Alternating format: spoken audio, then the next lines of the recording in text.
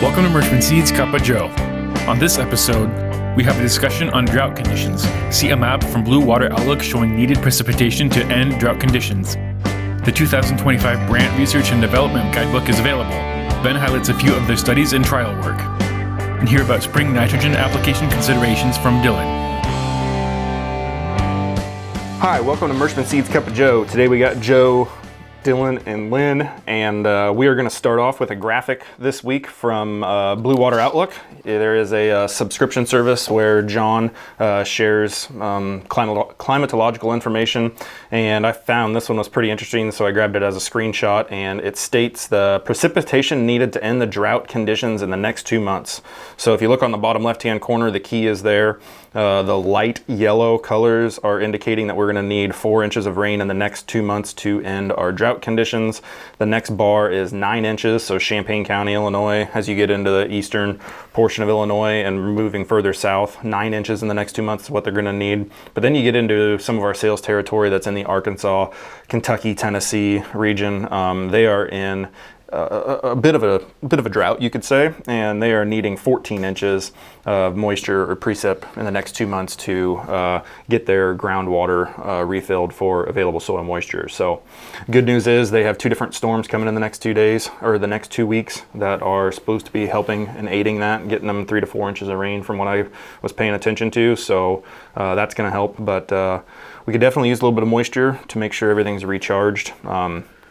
Here in the southeast corner of Iowa, we did have a few tile lines running before the frost came in, so I wouldn't say that we are overly dry, but we could probably use some moisture to make sure everything's coming up appropriately. So for the folks in the north or west that aren't familiar or know much about the south, it's really ironic that they're that far behind, because last year, growing wise, they actually experienced flood events to a near biblical scale, and then ended the year on a drought. So they went from one extreme to the other, and now, when they were probably trending 20 to 30 inches above normal rainfall in the months of April, May, now they're behind the 8 ball again. So definitely really tough to see that in our customer base, but it is definitely.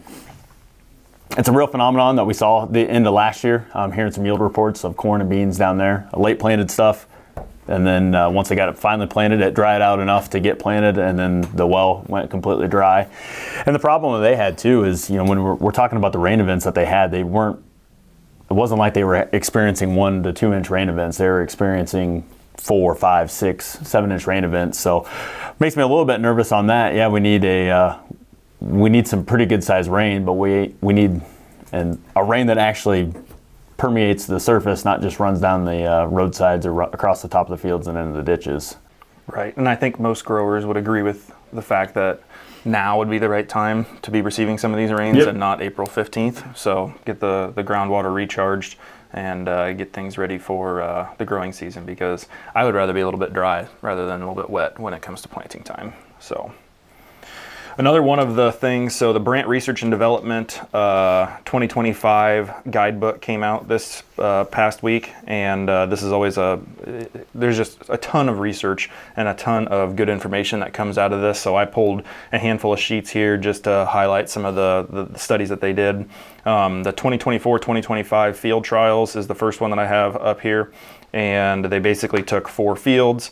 They sprayed fall burn down in strips in these 4 fields, and basically they saw a 6.1, a 2.8, a 1.5, and a 2.5% yield increase from spraying these fall burn downs. And you kind of wonder, where does that come from? You wouldn't think that a fall burn down would necessarily increase your yield, but what it did is it got rid of the winter annuals, it got rid of some of the weed pressure that you would see going into the spring, and that yield increase, in my opinion, came from the soil being 5 degrees warmer in that area where the fall burn down was applied versus the area where your chickweed and henbit would be sitting in. So it's 55 degrees versus 50 degrees in the non-treated acre. 5 degrees helps getting that corn out of the ground in a more uniform, even emergence style of direction. So something to keep in mind if with these warmer temperatures that we're getting, if a early spring burn down is something, if you're in a minimal till or no till where you're just going out and planting, that may be something if the winter annuals are definitely out in the fields and starting to green up with these warmer temperatures.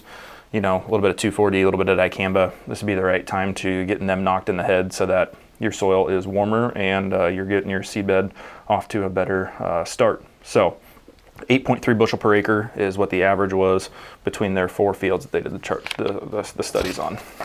In a few weeks, I'll have pretty good data, I guess, on temperature-wise too. On our own farm, where winter annuals have been continuously bad every single year. We sprayed this past fall. We stripped out in one spot of the field and left the others and did the end rows around a couple fields. So we'll be a pretty good test on exactly how warm it gets compared to where hopefully it's clean versus dirty on that side. And then they also brought up too there's an article about, or a picture on the ammonia, where your anhydrous ammonia went. You can see, if your winter annuals are starting to pull your nitrogen, it'll be green on the outside of your strips where your anhydrous bar went. So something to look at come spring. So did the sprayer run out of product and that was the check strip, or was it intentional? It was intentional. We wanted to see, just prove that it works, and that hopefully it should, because they're winter annuals we have fought in this particular 2 fields the last 3-4 years. Every single spring they get nice, bushy and tall and way too big, so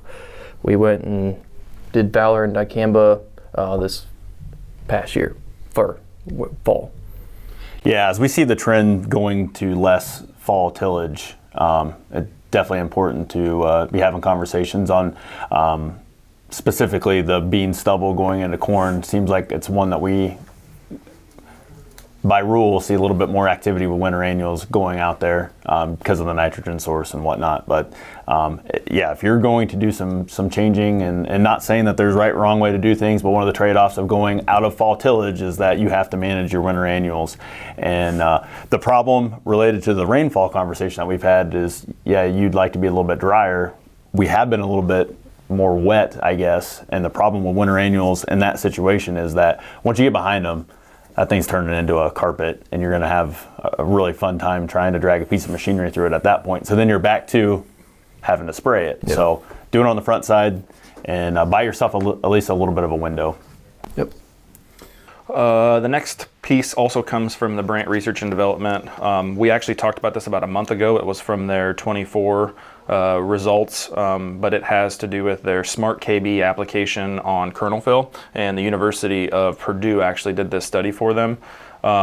It just highlights the exact same thing that we talked about a month ago. It's just new data, and yes, you can look at the yield responses from what they're seeing there, but what I found was very interesting, and it's something that we've talked about even going back to the episode where we shot in my field, is the amount of grain fill that you get when you pair either multiple fungicides together or a fungicide with a really effective foliar pass as well. So the untreated control for days of grain fill, they had 59.9 days of grain fill, basically in a non-fungicided acre. Delaro Complete, which is Bayer's Primo fungicide. Action. Yep, at an R1 application that added about a half a day, so 60.3 days of grain fill. The Smart KB by itself was 60.8, so almost a full day of extra grain fill. But where the cool part starts coming in is when they stack the Delaro Complete and the KB together, you're getting about two extra days of grain fill. When you do a Delaro Complete multi application, you get into a 68 day, so you're adding almost 8 extra days of grain fill. And then when you do that system, like when you do the super high yield system from the Merschman side of things, they're getting 71.8 days of grain fill, which would be 11 and a half extra days of grain fill there. So 11 and a half days, there's not a direct correlation to days of grain fill, but you're figuring somewhere around 20 bushel an acre is what the yield results were from that trial work. So I think some of that too, and if you don't know it and your agronomist doesn't know it, knowing how your plant makes its yield. We talk about 25-12 and that kernel depth and that obligatory period that we need for grain fill that will reward you. Those are the products that really are going to shine when you're given that opportunity to extend that grain fill. You're really going to see that third yield component and the kernel depth shine and add weight to it. Every corn hybrid is probably going to benefit from that. We're talking, I think Chris Perkins at Strip Till was talking about double fungicide, nutrients plus fungicide, adding basically less than a postage stamp weight, and how much influence that has on the kernel weight and how much that kernel weight then translates to yield. But if you're finding products that have, like the 25-12, the ability to really flex in that kernel depth and fill really long, you're going to see some really, really astonishing yield goals there without having to manipulate your population, be extremely efficient in your planting populations, and be rewarded at a 12 to 15 to 1 or 1,000 planting population. Correct, for sure. And the last thing that I wanted to cover from their research and development comes back to two conversations I've had this week with growers that are trying some of the Merschman products, the full program, and they were fairly dead set on using 10% boron. And this trial work, it kind of replicates what they saw last year and the many years that they've been using their Smart B, Smart KB, their cross-link technology for boron. When you're using half a gallon of boron is where they start to see an increase in yield. Otherwise, it's a semi-wash at that point. By using half a gallon of 10% boron, you can see phytotoxicity issues. So that's not a recommended rate, but they picked up 9 bushel per acre by using a half a gallon of 10% boron. If you look at a pint rate of the Smart B, so one component of our NKBS, they're talking 4.3 bushel an acre. If you're using the Smart BMO, which would be the next upgrade because it's boron and molybdenum, they're seeing a 4.6 bushel yield increase. And then when you get the Smart KB, which would have the boron, molybdenum, and potassium, they're seeing a 14.3 bushel yield increase. We talked about a field over in Hancock County that did a double fungicide, and the only difference was NKBS from Meristem was added in to the second fungicide application, and they picked up nearwards of 20. We've talked about that. So I would say that our NKBS is even a step beyond providing the sulfur and some of the other things that the Smart KB doesn't have in it. So the guys that are out there, I kind of consider 10% boron to be a commodity almost, because there's a ton of different companies that have it, and it is whoever can drive the price down the fastest is kind of the market when it comes to boron. So yes, you can get products bought cheaper, but are you getting the return on investment that you can potentially see from using products like the NKBS? I think that there is a lot of value when you're looking at 32 ounces of Smart KB getting you 14.3 bushel per acre. That's probably a 5 to 1, 6 to 1 return on investment there. So anytime you can trade those levels, it's definitely a positive thing. Yeah, as we talked about with boron, it's not all are created equal, and how it actually gets delivered to the plant in an available form and gets transmitted through the xylem and phloem is extremely important. We've talked about the leaf tie-up with specifically with boron. So yeah, I mean, it's kind of like taking your kids to church. You can get them there, but it doesn't mean they're paying attention. So we want to make them believers. There you go. Dylan, what do you got in front of you? Yeah, as we get closer to March, it seems like that's when our winter wheat warm up or green up starts to happen. So just wanted to push guys to start thinking about their plans. If they have winter wheat, we want consistent warming temperatures in a consistent manner to get the growth and the start of of the tillering and everything. And then with the wheat, it seems like it kind of the ratio they use, like 1.2 pounds of nitrogen gets you the up to, so if you're 100 bushel wheat goal, it'd be roughly 120 pounds of nitrogen total is what you would need to hit that target. So we need to really think about what we put on for fall fertilizer, see what we get out of there, and then what we need to get up to to that goal. And if we're going to split applications or keep it all in one pass at your green up period, then it seems like anymore sulfur is a big play in any product, any crops that we're growing. In Nebraska, University of Nebraska, they had a article about what they saw on the return of sulfur, and they're seeing a very great return on about 15 to 20 pounds of sulfur.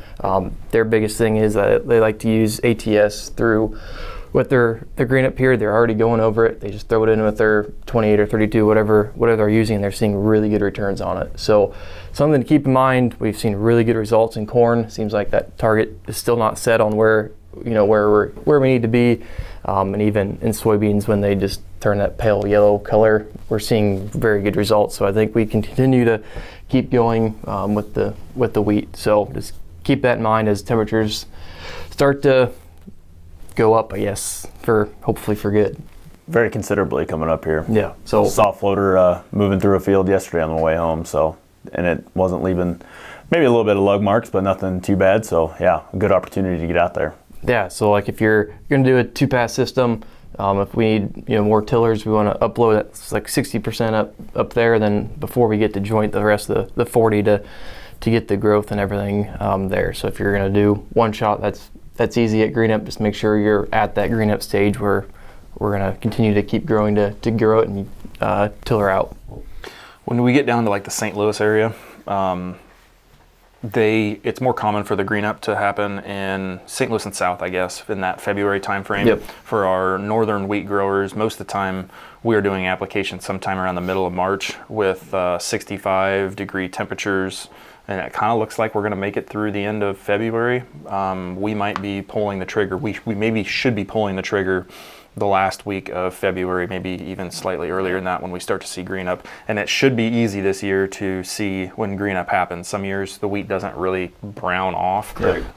This year, from what I've seen on our seed production acres, that cold temperature for that prolonged period, we got some brown wheat. So should be very easy. If you're using dry, it's probably, I guess I'd rather see it be a week early than a week late on that side, especially if we're going into a trend. If we're going to catch some rain, that's fine, but it's a time of year where we may or may not. Products like Amidas, we know, just needs a little bit of moisture, so frosty mornings can help start breaking that down, or a little bit of dew if we head to that point. But don't be too behind if you're on the dry camp, just because of reluctant rainfall potentially out there on the horizon. So. Yep. For sure. Joe, you going to get us out of here with a joke? Well, I'm going to try. If you haven't noticed, Joe has lost his voice. He's here for emotional support. Yeah, that's right. Yeah. Okay. Again, my voice is a little bit grainy, so it's really going to be bad today, okay? Mrs. Gladys Dunn was a pillar of her church. She visited the sick, she greeted the newcomers, she served on every committee and substituted for the organist when necessary. After services were done one day, she noticed a stranger leaving the church. She went up to introduce herself, extending her hand. She said, "I'm Gladys Dunn." The stranger replied, "Me too. That was the longest sermon I ever heard." Okay. For you sewing, I might have to turn this over to Ben to finish this thing because it is bad. I think I'm going through puberty. I'm not sure. I was going to post a pun about sewing, but I ran out of material. Okay. I was walking in the jungle and saw a lizard on his hind legs telling jokes. I turned to the local tribesman and said, "That lizard is really funny." The tribesman said, "That's not a lizard. He's a stand-up chameleon." So, question for you guys. Do the Dukes of Hazzard ever stop for the police? Not generally. Well, Dukes of Hazzard. Yeah, that's a good one. Okay. Well, I think I'll give you one more and we'll call it a day, okay? Do you notice that there are never any mirrors at the self checkout lanes? So how are we supposed to check ourselves out? And one last one. As I promised I would throw this one in. One of our employees, her son gave this one to me. What do you call a good-looking door what do you call a good-looking door? Adorable.